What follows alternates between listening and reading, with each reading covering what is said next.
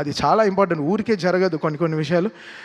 But ఏమున్నా ఇది ఎప్పుడొచ్చినా మేమైతే ధైర్యంగా ఉన్నాం. ఎప్పుడొచ్చినా ఈ సినిమా బాక్సులు బద్దలవుతాయి, స్పీకర్లు పేలుతాయి, కాలుతాయని మాకు తెలుసు. సో మేము ధైర్యంగానే ఉన్నాం. బికాస్ మనం దేవుడిని నమ్ముకుని వెళ్ళాం. సో ఒకరోజు దర్శనం దొరుకుతుంది, లేకపోతే 1 వీక్ తర్వాత దొరుకుతుంది. ఈ 1 వీక్ తర్వాత మీకు అందరూ దొరికింది. ఈరోజు మీరందరూ చాలా దీన్ని పెద్దగా చాలా దీన్ని మీరు రెస్పెక్ట్ చేసి ఈ సినిమాని అందరూ ఈరోజు ఫ్యామిలీస్ అందరూ వెళ్తూ థియేటర్ చూస్తుంటే నాకు చాలా హ్యాపీ అనిపించింది.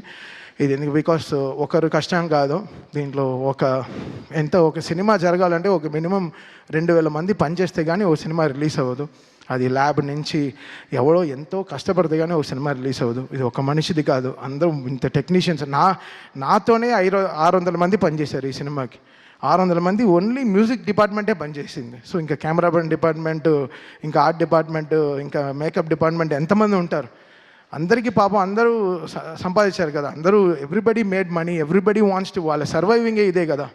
సో అందరు కలిసి చేస్తేనే కదా సినిమా. సో మనం అనే టైం వచ్చేసింది. ఇంకా మీరందరూ మన ఇండస్ట్రీ పైన మళ్ళీ చెప్తున్నాను. నేను బయట అన్ని ఇండస్ట్రీలు తిరుగుతాను తప్ప అందరికీ తెలుగు ఇండస్ట్రీ అంటే వాళ్ళకి హాలీవుడ్ లెవెల్లో చూస్తున్నారు మన ఇండియాలో.